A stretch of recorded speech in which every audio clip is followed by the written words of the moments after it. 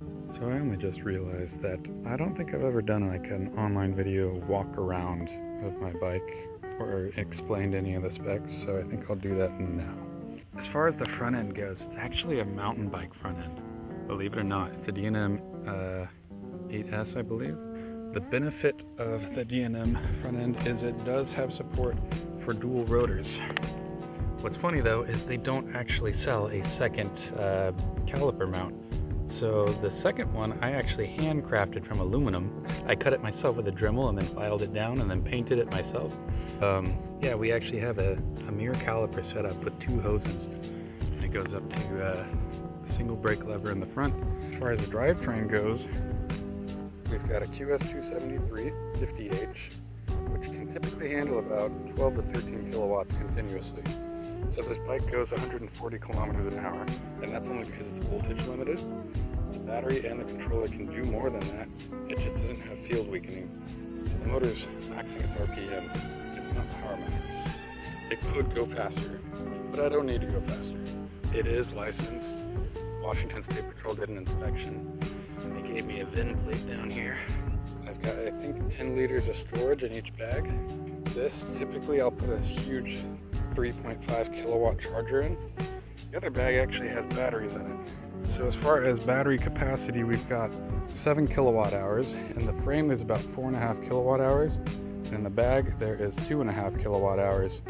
They're all in parallel and they go into the controller.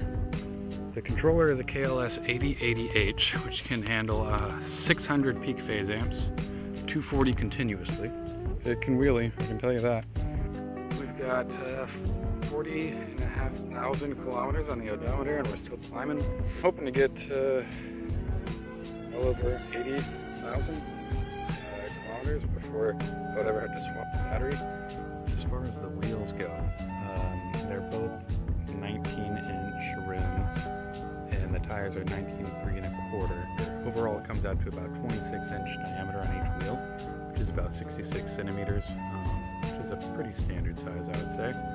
I actually don't even have a rear brake caliper. I mean, I have one at home. I have not mounted it because I'd have to make an adapter, but I just use regenerative in the rear and it does more than enough, especially with the dual rotors in the front. The rotors themselves are Magura 203 millimeter with floating discs.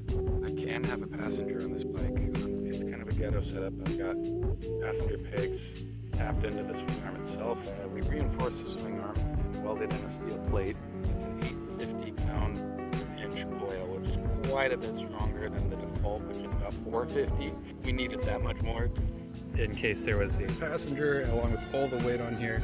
Pretty much all of the 12-volt circuitry is shoved up here because all of this is battery pretty much. And then as far as the hand controls go, obviously you've got throttle. The engine start button is actually something I wired in where if you hold it and you pull back throttle, it'll reverse. We got hazards, headlight, we've got brights, we've got blinkers, we've got a horn, and then this is grip heaters. We've got 3 different modes, and then the phone mount actually charges with a wireless charger, and it also has a USB port. If you have any suggestions for any other upgrades, let me know.